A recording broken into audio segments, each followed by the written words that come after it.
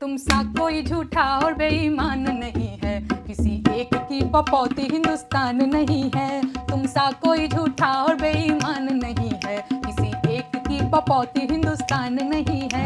आइल महंगाई के जमाना हो, पिया जम के कमाना। आइल महंगाई के जमाना हो, पिया जम के कमाना।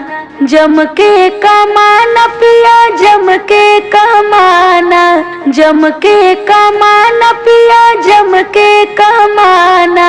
मारे गोतनिया ताना हो, पिया जम के कमाना।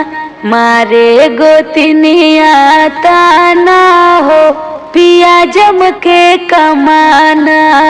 सास ससुर ना उठावे ले खर्चा, हमरे खातिर होला घरवे में चर्चा। सास ससुर ना उठावे ले खर्चा, हमरे खातिर होला घरवे में चर्चा। भसुर के अलगे बताना हो, पिया जम के कमाना। आइल महंगाई के जमाना हो, पिया जम के कमाना। आइल महंगाई के जमाना हो, पिया जम के कमाना। सभे झमकावेला सूट बूट एवन, हम पहिरीला लगाई के पेवन।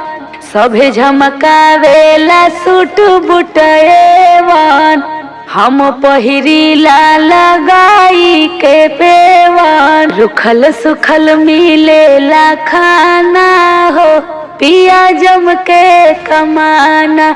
रुखल सुखल मिलेला खाना हो, पिया जम के कमाना। आइल महंगाई के जमाना हो, पिया जम के कमाना। आइल महंगाई के जमाना हो, पिया जम के कमाना।